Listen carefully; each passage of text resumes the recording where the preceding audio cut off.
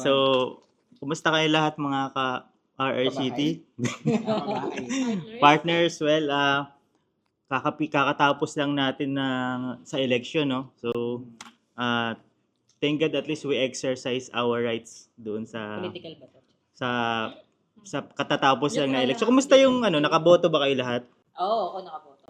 Hindi ako botante. Well, actually, Split sila pala dito. Ako botante na ako. hindi ka nakaboto, partner. Hindi ako botante. I see. Hindi ako bumoto. Well, kailangan ma-exercise mo na the next election, 2028 na yung susunod. Pero naipasok ko yung election kasi based dun sa recent data nung election is nasa 60% no nung mga voters nationwide ay nasa millennials and Gen Z. So, Nandun mga pa bata na yung mga, well, nandun pa tayo. No? Parang Gen A na ata kayo. Pero kung pero ipapasok ko kasi to sa atin, sana buhay natin sa real estate. Doon sa mga clients na nakakausap nyo, nasa anong generation range ba yung mga clients na nakakausap nyo in general? Sa'yo, partner dyan. Yes. Ako na, magbigay muna ako ng konting insight.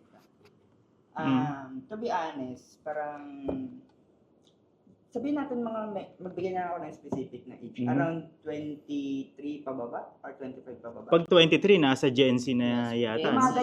Yung mga ganyan na edad, usually hindi pa nila naiisip to eh. Oh. Pansin ko Surprise. pansin ko. Wow. Mhm. Hindi natin masabi kung ano yung reason. Okay. Parang hindi pa nila naisip. Siguro dahil hindi pa nila priority. Hindi pa priority. Mhm. Kasi sabi nga, di ba, yung parang may nabasa ko statistic na ang edad ng mga bata ngayon is parang matanda na bago mag-asawa. Mature. Parang ganun, around 30, 40 na bago mag-asawa, magkaanak. Parang something na ganun. So para sa akin, yung mga nakakausap natin, although na sila talaga yung magiging future target natin in the, sila yung magiging next generation na magiging buyer natin. Pero, halos lahat na nakakausap ko ngayon is parang hindi pa ganun yung edad nila. I Kasi see. parang hindi pa nga Mas nila, matatanda ba di yung mga nakukuha? usually sila pa yung mga nanay-nanay ng mga Okay, I see. OFW, na parang gusto lang nila ma-secure yung Saka maaari baka wala pa silang source of income, baka Oo, maaari baka nag-aaral pa kasi, no? Bata pa kasi. bukod pa doon, siguro nasa zero pa sila na parang, gusto lang nila i-enjoy yung Oo, buhay. Parang totoo. mas gusto puro gala. Oo, Totoo. yes. Hindi naman natin sila minamasama regarding doon. Pero I mean, hindi pa ito yung pinaka-top priority nila. Pero, merong Iba-iba mga rin talaga. mangingilan-ngilan na talagang iniisip na around 22 pa lang. Oo. Talagang gusto nila Investment. by the age of 25, meron na At this age and this day and age kasi sobrang dami na yung tinatawag na #woke, no, yung mga Gen Z na syempre kumbaga binibigay na sa iyo yung mga information, 'di ba? Available na. So yung in terms of the investment pwede mong i-YouTube, 'di ba? So Yes, dati kasi parang makikita mo lang yung very limited yung information Oo, para yun, isa para pa yun. Tama. maging yung mindset mo ba maging ma-correct, and then yun nga maging investor mindset ka. Sa iyo, partner Sean, kumusta yung Sa akin, ano mo? kasi siguro millennial kasi yung generation ko. Mhm. Pero half ng client ko partner. Gen Z na. Mga I see. early 25. Mhm. As early as yung mga parang apat sa mga client ko yung mga bagong kasal sila. Oh. Tapos Mga startup family. ganun. starting up sila ng family. And then nasama na nila yung pagkuha ng bahay. Wow. Kasi ang reason nung isa kong client, It's good for hanggat them. hindi pa malaki yung gastusin sa bata. Mhm. Kasi, di ba, syempre, nung time kasi natin, lalo nung time namin, hindi namin siya naging ganun ka-priority. Kumbaga nag-i-invest na tayo pag kailangan na natin eh. Oo. Pero the best way is to invest is when you don't need it eh. kapag necessary na. Yung mga Pero ganun eh. yung sabi ko nga, half lang naman dun. Half pa din naman is yung mga millennial. And Wow. minsan din, may sinabi din si Sir Jan, yung mga magulang na lang. Yung mga nag-i-inquire sa atin. Pero ang buyers na is yung mga anak. Pero usually yung mga ganun na sorry naman kita na. Pero yung usually yung mga nagkaganon, parang hindi pa talaga yung mismong anak yung may gusto. Oo, Parang yung mga magulang probably lang pa. talaga yung may gusto para lang may Para secure future. nila yung anak nila. Pero believe ako sa mga ganung Magulang. kasi Mhm. kahit ganun yung edad nila, May- alam nila na may income na yung anak, sinisecure nila yung mga anak nila. May ganun ako naging Ganun, no? client, OFW, nasa Dubai yung anak niya. Pero si ma'am, inano niya talaga na, ay hindi. Kasi ako, bata pa lang nag-i-invest na ako noon. Tsaka hanggat may kakayahan siya, mag-invest na siya. Tapos Wow. yun nga, ang kagandahan kasi sa atin, kumbaga, sa real estate industry, lahat nakakausap natin yung mga iba't ibang klase ng tao. And hindi naman din pang millennial, pang Gen Z, or Yes. pang baby boomers yung pagkuha ng bahay. Actually, sabi nga, di ba, hanggat may kakayahan ka pa, kumuha. Ang kami capacity. Pero, Hanggat may capacity yes, ka pa. pero may follow-up ako dun, partner Sheng. Sabi mo, mas marami ka ngayon na clients nasa Gen Z. Kumusta sila as a client? Mas okay sila. Yes. Mas madali ba Mas silang mabilis kausap? silang kausap. Yung Yung information. madaling kausap yung mga ganun. Kasi usually before sila mag-inquire sa'yo, May mga alam na sila. nag-research na yan. Oo. Nag-background checking na yan regarding Self-research sa'yo. na sila in Oo, advance, no? Talagang sobrang Hindi ka na nga ganung magpapaliwanag Oo. sa kanila. Parang ipapaliwanag mo na lang sa kanila yung mga bagay-bagay. Basic Hindi process talaga na nila kasi, alam. oo. Pero yung Oo. basic process, details, Carry na. kaya na nila yung ano. Galing sila. Nice. Kaya Saka, sa generation ngayon, ang laking bagay talaga nung may sources na sila ng Yes. information. pero saka nga, di ba, yun nga, yung mga bagong clients na ngayon, yung mga Gen Z talaga, is mga smart buyer na talaga. Smart buyer. Pwede mo rin siya dun sa pag-vote nga, di ba? Nagiging Nice. smart na rin yung Yes, mga yes, tao yes. sa pag-vote. Hindi naman natin minamaliit din yung mga Mm, nakakausap yes. natin na medyo na din Yes, sa generation. nakakabilib lang kasi na mas pabata ng Oo. pabata na yung mga investors. Sobrang patalino talaga ng patalino. Yes. Kaya nga sabi nga nila, di ba ngayon sa industry ng sales, hindi na talaga umubra yung purely sales Traditional. stock. Yung parang gano'n lang, sales stock. I see. Mas nabavalue na ng mga buyer ngayon yung transparency, Mm. na talaga mararamdaman lang nila na talagang gusto mo lang sila tulungan. Mga Oo. ganun ba? Anyway, sa'yo, partner Josie, syempre as currently our top salesperson dito sa ating realty, no? So, basically, mas marami kang nakakausap na clients. Compare sa amin. No? So, kumusta naman yung profile ng mga nakakausap? Same sa kanila, may mga Mhm. Gen Z, mga millennials. Mhm. So, yung mga mga kumukuha ng bahay, may mga ready na mga ganyan, yung mga Mhm. couples na for the future, yung mga hinahanap, then yung mga like Gen Z, kasi may mga ibang yung mga pag-iisip nila more on yung investment. Habang bata pa sila, hanggat mura pa, mga ganyan. Mas quality pa sila. Oo. So, sa mga clients na nakakausap mo, Gen Z, Millennial, Boomers, ano yung mas prepared mo na client? Millennials. Millennials. Kasi doon, millennials. Pero ina-associate mo Kagaya yung sarili. Wow. Kagaya ko, millennials at saka Gen Z. Nasa gitna eh. So, ang tawag sa'yo, Melensi ka. Neutral lang, Millennials. neutral. Bago bagong tawag na sa'yo. Bagong generation. Bagong generation. Grabe. Wala bang neutral lang. Kasi pag sa millennials, mabilis mo lang silang makausap. Mhm. Or, Ready na rin kasi yung mga ready ganun. buyers, mga Ready. ganyan. Parang pinagkaiba kasi ng millennial sa Gen Z. Sa Gen Z kasi, once na nag-inquire sila sa inyo, well prepared na sila. Parang alam na Oo. nila lahat ng detalye. Parang Mas ma-research sila. parang ang gagawin na lang nila is kung ikaw ba yung karapat dapat.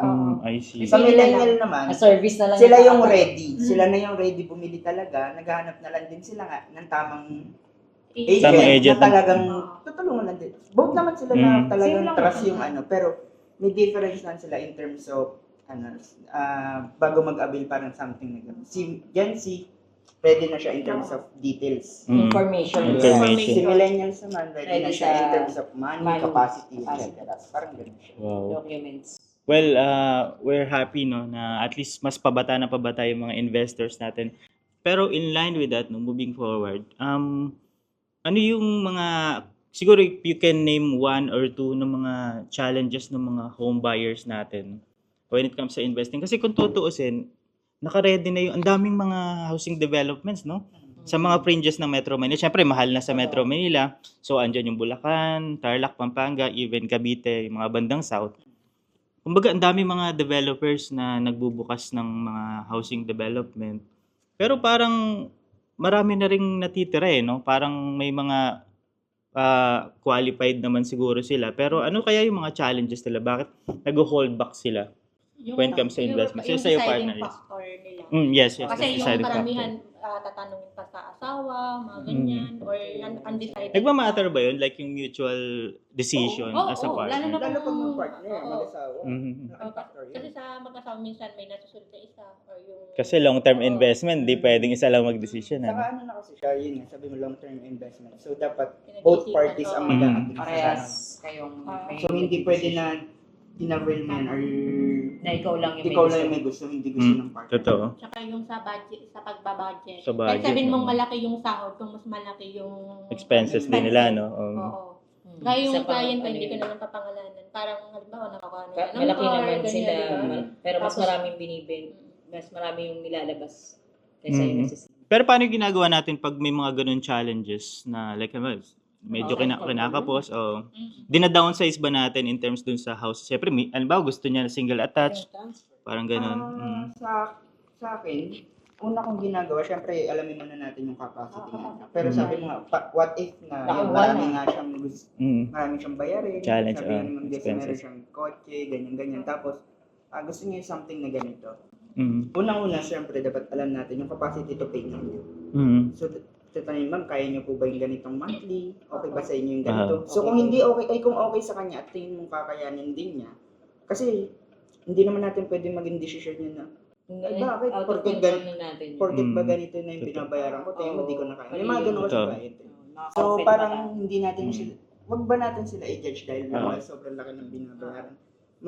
What if meron pa silang ibang extra income? May mga ganun kasi na, lalo nga ngayon, sabi sa inyo, ang dami na talagang nagiging extra income ng mga tao, di ba? Magulat yung iba, dalawa yung trabaho, tatlo. So sa akin, ang ginagawa ko, parang kinoconfirm ko lang balagi. Ma'am, okay po ba sa inyo yung monthly na to? Ganito po ang babayaran nyo for this, ganito katagal. Yung parang ganun ba? Always confirm Kumbaga, lang. binibigyan natin sila ng options and then we let them decide na rin on their own. Kasi tayo bilang agent, parang ano lang tayo, guide lang ba nila? Yes. At the end of the day, kung ano yung magiging decision nila, kailangan Sila lang last. respetuhin. I see. So, kung di man nila magustuhan or okay naman sa kanila, tayo is parang nandun lang sila, i-guide lang natin sila sa right na process ba? Parang I see. ganun. Thanks, partner, dyan. Sa'yo, partner, Sheng, nagmamatter ba yung location when it comes to investing? Ayun. Mhm. Number one. Kasi minsan yung client, may client kasi ako na ayaw nila na malapit sa mga maingay na Okay. Yung like yung main road, mga ganun. No? Yun sa pwesto na ng subdivision. Ano? magugulat ka na mas preferred nila yung location na hindi ganun ka kaingay. Sa mga secondary kasi tahimik, no? Yung mga small community. Oh yeah, most likely VA, no? Totoo. Talaga. So may talaga, nagmamatter talaga yung location. So ako, ang pag-confirm kasi dyan is kapag nagbigay tayo ng available na block and lots, ano po ba yung preferred nyo? Ano po ba yung balak nyo po? Pag kunyari, pag tumira na po ba kayo doon, balak nyo po ba magnegosyo? Kasi kung balak nyo po Para may clarity, no? balak nyo po magnegosyo, may isasuggest po ako sa inyo. Kasi tama yun, si Sir Jan. Hindi lang naman tayo benta. Tayo yung pinaka-guide nila. Kasi hindi naman nila yan kabisado. Lalo kung mga pre-selling status na mga bahay na hindi naman nila makikita yung mismong location. Sa actual, kumbaga, tayo, ipipinpoint natin, sir, para saan po ba? Pang ano niyo po ba? Or minsan, yung mga may sasakyan, gusto nila ng corner unit, pero hindi nila afford yung corner unit. So meron tayo kailangang i-assist sa kanila. Hindi na natin sasabihin baka kasi makuha pa ng iba. Kung paano yung tactics natin, kung saan natin dinadala yung client natin na gano'n. Pero most likely, yun yung natin, nagiging parang, ang tawag doon, yung Solution. advantage Advantage. natin. Kasi marunong tayong i-guide sila. Kasi hindi ko naman nila lahat. May ibang ahente na benta lang. Yes, totoo. Minsan nga, meron akong client na sinabi, dahil corner lot yung gusto nung client, dahil nga may sasakyan, pinipilit na townhouse with carport or corner lot yung kunin niya kasi para makapag-parking siya. Which is, tayo kasi, hindi naman nila kaya yung budget eh. Okay. Oo, yung monthly. So, dapat, Ano yung solution natin doon? hindi pwedeng sabihin baka mamaya Baka daw makuha pa nila, ng di ba? idea. Makakuha pa sila ng idea. Pero So, most okay, likely, okay. gawan mo siya ng location Sige. na pwede siyang makapag-park na hindi siya kahit na inner unit Ganito na siya. lang. Yan. Sige, So, partner. sa mga naghahanap po ng housing project na hindi kaya ang corner pero merong sasakyan, alam mo na. message nyo po kami sa Eh, City Realty. We have solution. Tutulungan We namin have kayo. We have solution. Yes. Tutulungan So, namin kayo. Location is the best key Mhm. pagdating sa investment. Meron akong napanood na video mo, partner. Yung nasisinagan sila ng araw. Yung Sa hapon. facing Kasi sunrise is the... hindi sinasabi ng ayente na, uy, ang init ng neto sa Mainit yun. araw. Oo, mainit sa araw. So, may mga client na, porket paborito nila yung number Yes, may iba sentimental sa number, no? I 18 like the ako, number. ma'am, ganyan. Kasi Birthday ko eh. ko 18. Sorry, ma'am. Ano po to, facing West, po to. afternoon Mainit po sun. to sa Yes. afternoon sun po to. Okay. Okay Tsaka lang. lang nila nare-realize yung mga ganun.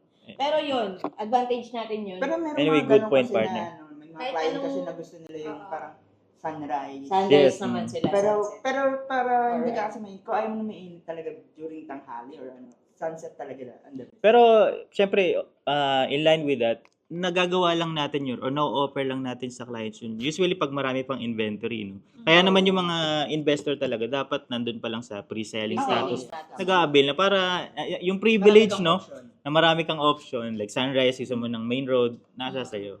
But anyway, partner Josie, bakit based dun sa ating data, mas marami tayong mga clients doon sa low-cost housing segment? Kasi marami tayong mga developers like from the mid-cost even to the high-end, no? Bakit mas marami tayong buyers sa low-cost housing? Based sa mga sa range ng salary, karamihan talaga is more on Nasa ganun. affordable housing Mhm. nila. Pangmasa. Mga ganyan. So, yung range, siyempre, hanapan mo sila Population based sa din. mga hawak nating project. Saka, So, kadalasan talaga ng benta ko is more on affordable. Affordable housing. Mhm. Kaya pangmasa eh. Pangmasa, yes. panglahatan. Mm. Kasi based Halos sa lahat. population din eh. Totoo. Di naman natin Kasi- di ba? Hindi naman natin siya pwedeng ipilit. Well, that's Para- reality naman kasi talaga. Oo. Reality check naman. Pero sabi sa status niya, mas okay din na magbenta tayo sa mga middle. Meron ako na anuhan na isang developer Mhm. seminar yun. Hindi ko na lang babanggitin pero hawak Okay. natin. Mhm. Ang sabi nila is ano to? Mid ano is parang Middle class is middle the class is the yeah, new ano new Prospects, market, parang new ganyan. new buyer, new market parang Ah, ganun. Yun yung pinaka-pinopoint nila. Hindi ko naman banggitin Totoo. yung not of the Fairland sa mga developers. Mm. Pero yung seminar na yun, Pero yun kasi, yung pinipinpoint nila na kasi paano nila nasabi na mid? Kasi Mhm. pansinin nyo ngayon, ang dami nang pwedeng maging source ng income. Kaya ngayon, nag-boom yung VA, VA, yes, home yes. base. Mhm. Diba doon parang sa dalawa na yun, talagang nasa...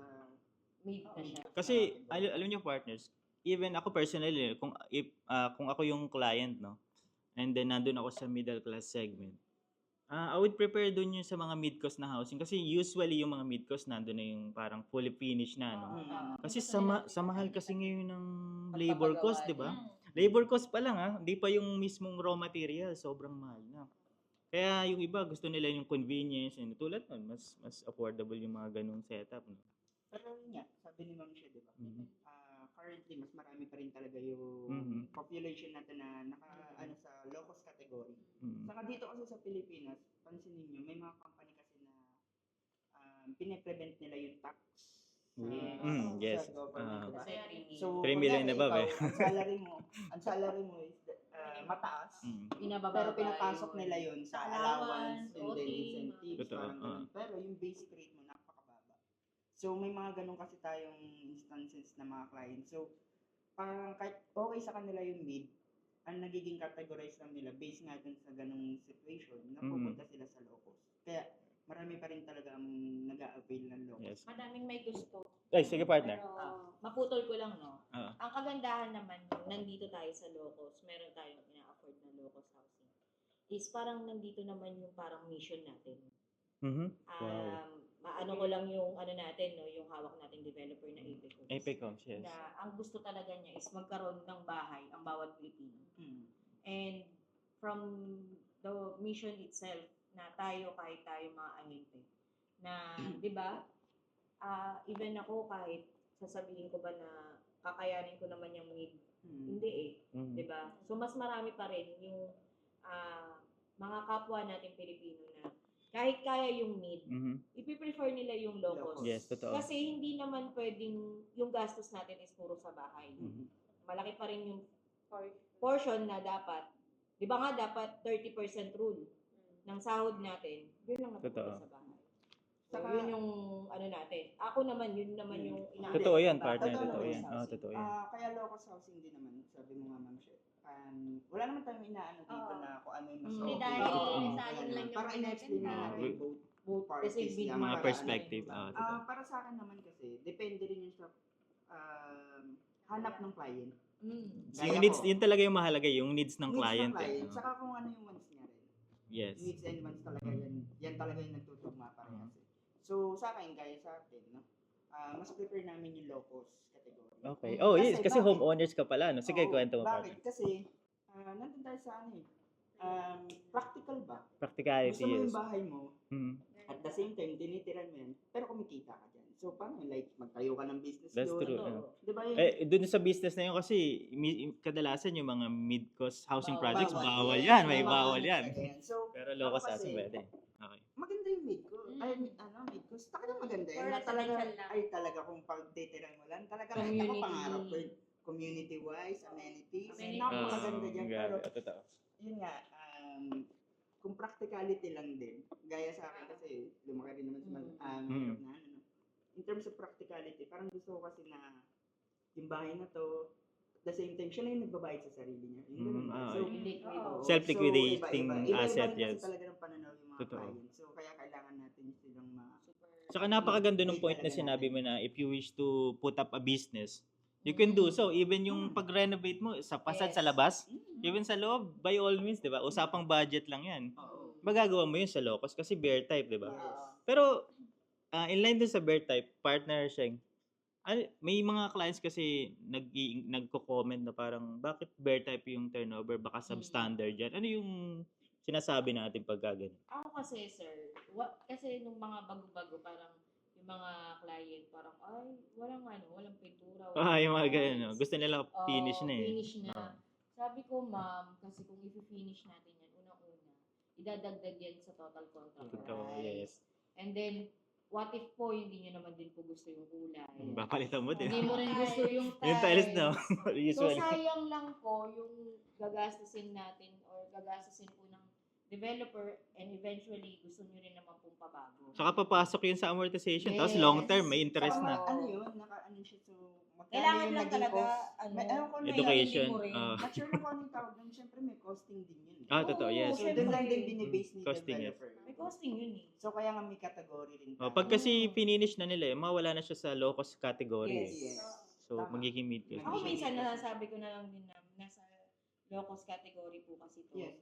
Kailangan mo rin kasi, para sa akin minsan kailangan mo rin sabihin yan sa kanila. Hindi Oo. naman natin sila dina-downgrade regarding doon. Pero, kailangan lang nila maintindihan na, ay ma'am, may category po kasi tayo in terms of housing. So, totoo. kung naka-low-cost category ka po, ito po yung standard niyan. Yes, So, yes. kung naka-mid ka naman, syempre, ito na po yung, so, abang tumataas po yan, Tsaka hindi parang naman level strict by yun level eh. lang Hindi din. naman strict sa pagka bear type.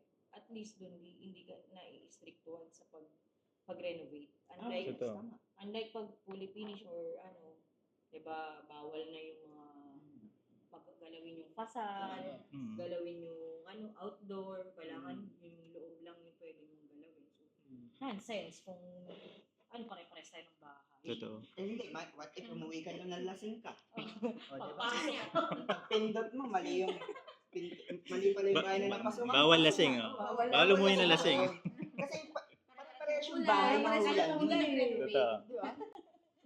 Pasukan mo, bahay na pala ng kapit-bahay mo yun. Esensya nga na parehas May kasi galit tayo kayo, ng no? bahay.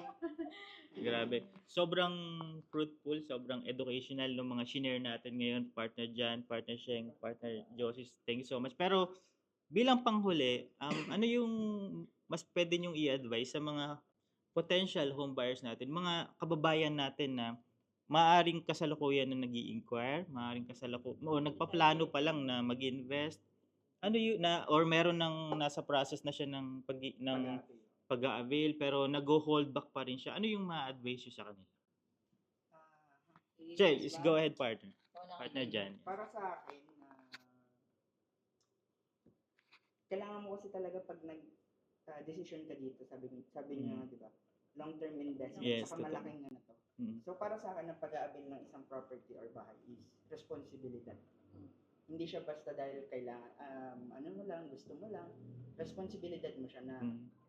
dapat matuloy siya until kasi Yung long-term commitment na eh. dito yung future mo rin. Mm. Hindi lang sa future, yung pera. Oo, bukod doon, yung pera na Time and pinaghirapan money, mo, yung- time and money na talaga. So para sa akin, dapat responsable ka ng tao.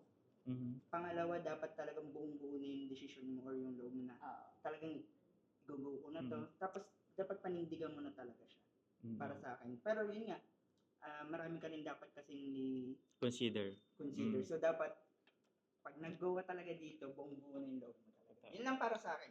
Thank you so much, partner Jan. Sa'yo, partner siya. Ako, karagdagan lang kay sa sinabi ni partner dyan na long-term commitment.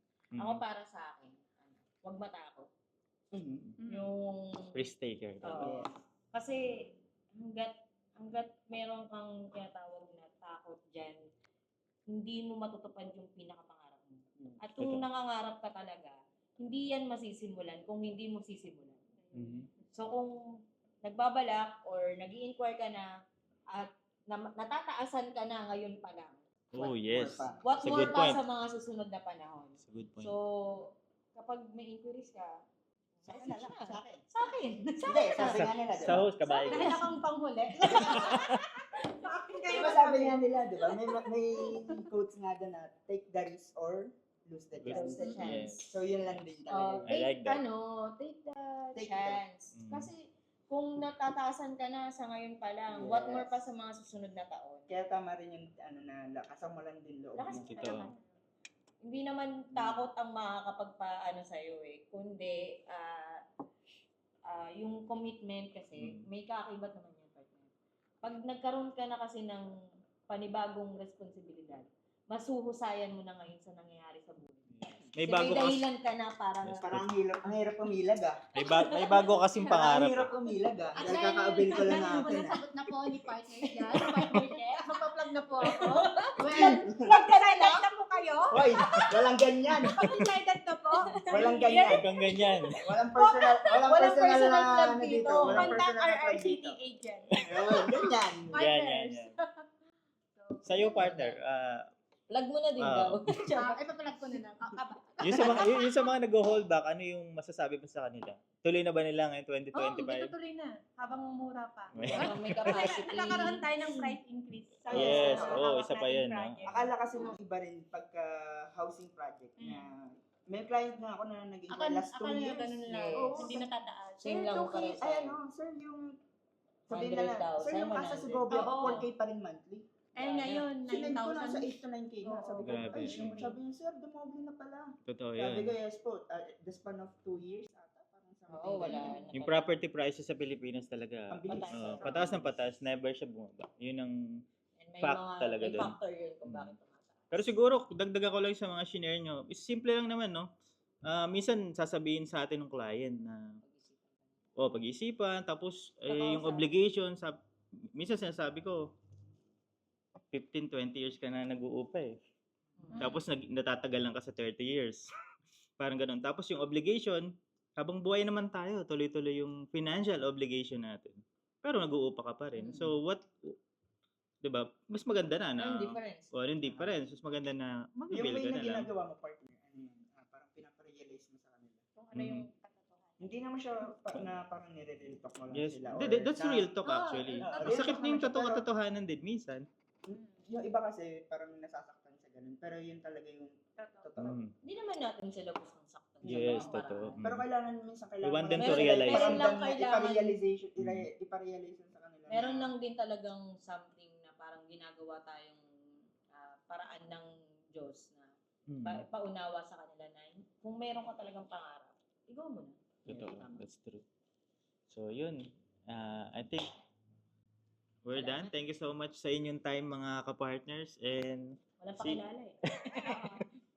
by the way, of course, once again, thank you so much to partner Jan, Sales Director ng RRCT Realty, and partner Cheryl Base, Sales Manager of RRCT Realty, and of course, our partner Josie Pelayon, Sales Director ng RCT Realty, and of course, ang inyong lingkod, kabahay, Rog Manlapas, Sales Manager.